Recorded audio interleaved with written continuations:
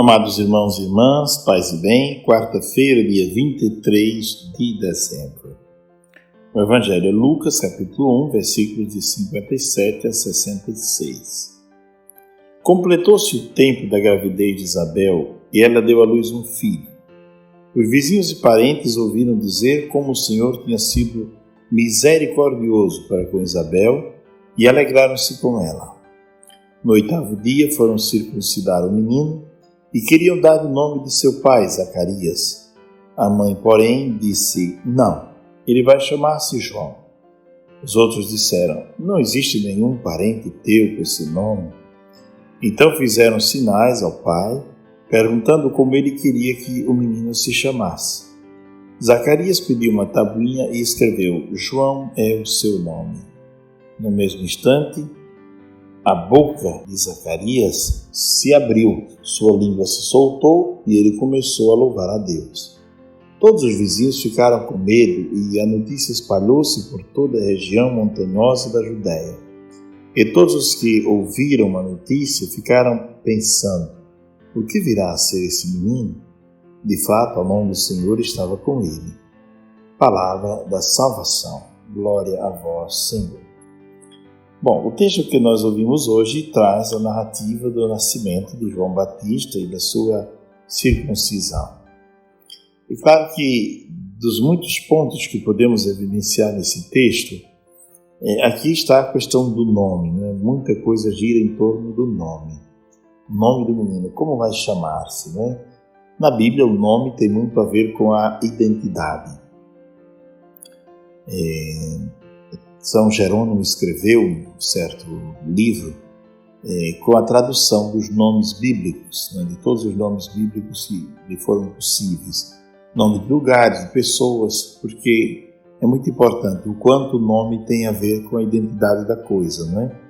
No livro do Gênesis, quando Deus deu aos nossos primeiros pais a oportunidade de dar nome às coisas, significa dar e exercer um certo domínio sobre as coisas, dominar a identidade das coisas, saber o que de fato as coisas são.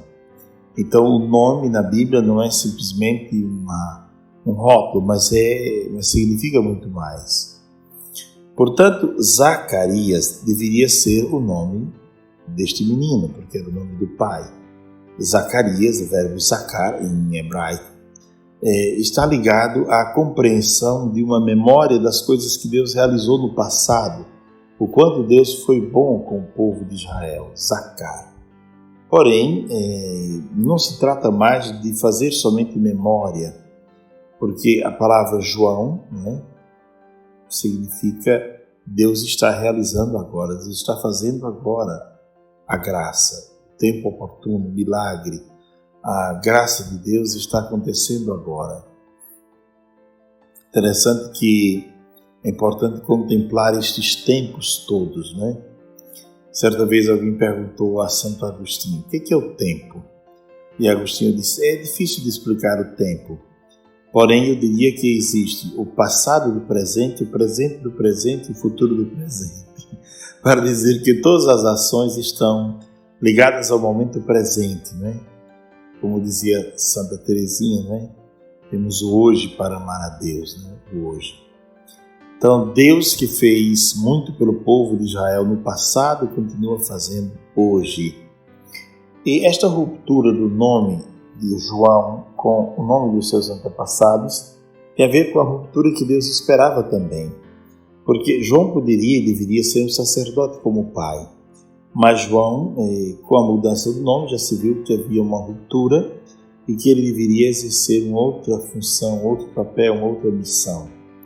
E João, muito jovem, vai para o deserto, ao invés de ir para o templo, porque, na verdade, é interessante, aqui também há uma compreensão muito curiosa, porque Zacarias estava mudo, porque mesmo sendo sacerdote, não tinha acreditado no anjo. E ficou com a língua travada, com a boca travada, porque não tinha acreditado.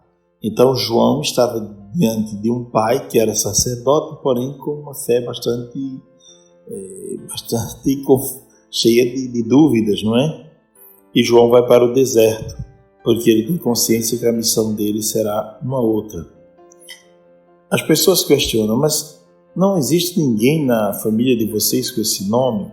Sim, mas justamente isso, Deus quer começar um novo tempo, há uma ruptura aqui, começa uma nova estrada aqui, começa um tempo de preparação para a chegada do Messias, uma preparação chamada preparação imediata. Não é mais a preparação que os antigos profetas fizeram. O Messias está aqui, às portas, não é? Ele já está no meio de nós. Ele já está no meio de nós. Pois bem, então o texto narra o nascimento, a circuncisão. É interessante notar essa relação que havia entre os vizinhos e parentes.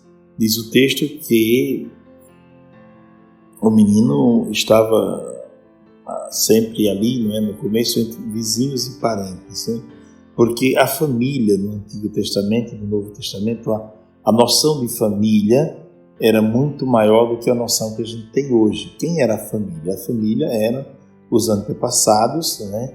E todos os agregados. Então, família, hoje nós entendemos por família um núcleo muito pequeno, mas no passado a noção de família era muito maior, porque a família envolvia uma espécie de clã com todos os mais antigos, também com os agregados, os libertos, que eram os escravos que conseguiam comprar a liberdade, de certo modo estavam ali ligados, e era uma noção de família muito mais larga do que a que temos hoje, né?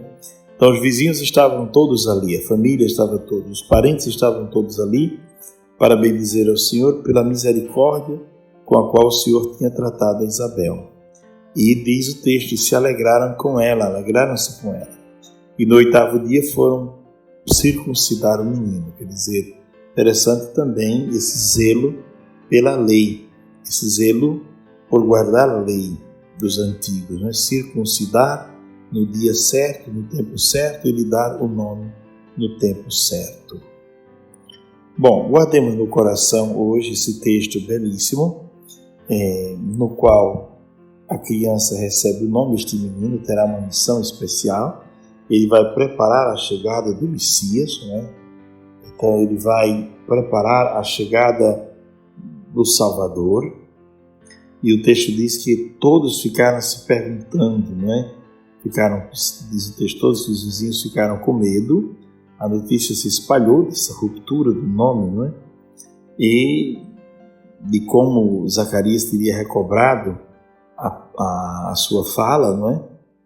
E todos os que ouviram a notícia ficaram pensando, o que vai ser, o que virá a ser esse menino? E diz o texto, de fato, a mão do Senhor estava com ele. A mão do Senhor o acompanhava em todas as suas ações. Não somente protegia, mas guiava, conduzia, não é? Pois bem, olhando o texto de hoje, nós somos convidados a pensar sobre tantas coisas. Final de ano, por exemplo, é um tempo em que acontecem muitos batismos, né? Trazem muitas crianças para serem batizadas. Eu lembro quando eu trabalhava na Itália, havia ali, na nossa paróquia, um livro grosso com vários nomes e o significado dos nomes. E depois, quando eu vim para o Brasil, trouxe um também comigo, porque ajuda a gente a pensar qual a origem desse nome, qual é o significado, qual é a essência desse nome, né? O que significa este nome, qual é o sentido? Muito interessante ter essa orientação quando vamos escolher os nomes para os filhos, né? Muito interessante pensar melhor ao escolher os nomes para os filhos e saber que o nome tem a ver com a identidade da pessoa, né? Faz bem pensar um pouco sobre isso nesse final de ano, sobretudo que é um tempo em que acontecem muitos batismos, né? E olhar para esse texto de hoje vendo essa festa, né, que a família toda faz, a família toda se une para festejar o milagre, o acontecimento grandioso. Isabel na velhice que dá à luz um filho, não é? E esse menino é imediatamente introduzido nos costumes do povo de Deus. Esse zelo que a família deve ter também com os costumes, com as coisas santas, passar para os filhos as coisas santas, né? Oferecer aos filhos o que há de melhor. O que um pai e uma mãe podem oferecer de mais precioso a um filho, senão as coisas mais puras e santas que possui, né? Aquilo que aprendeu no âmbito religioso, na sua espiritualidade, né? Então, guardemos no coração todo esse texto, né, com a sua beleza, né? Todo esse texto, e possamos pensar hoje sobre isso, né? Sobre o valor da família também. Domingo próximo nós vamos celebrar já o dia da saída da família, será uma ocasião para refletirmos bastante sobre a família. Aliás, essa semana inteira, né? Refletir sobre a família, porque Deus quis vir ao mundo através de uma família, quis encarnar-se, ganhar carne no seio de uma mulher. Então Deus veio ao mundo através de uma família, se fez família, né?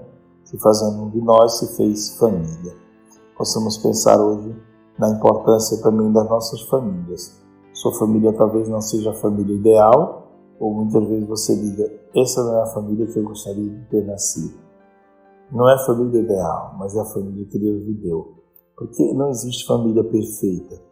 Existem famílias que estão construindo juntos, estão se construindo juntos, construindo a perfeição no amor, no diálogo, no perdão. É assim que se constrói, como a casa construída sobre a rocha. Guardemos no coração este texto belíssimo, com todas estas reflexões. Abençoe-vos Deus que é todo-poderoso, o Pai, o Filho e o Espírito Santo. Amém. Tenham todos um ótimo dia. Amanhã o Evangelho será exibido com vídeo, se Deus quiser. O Evangelho, dada a importância do dia, então amanhã, e no outro dia também, que será o Evangelho do prólogo, que é um texto bastante delicado, complicado, gostaria de fazer em vídeo para esses próximos 2 dias. Fiquem com Deus, Deus os abençoe sempre.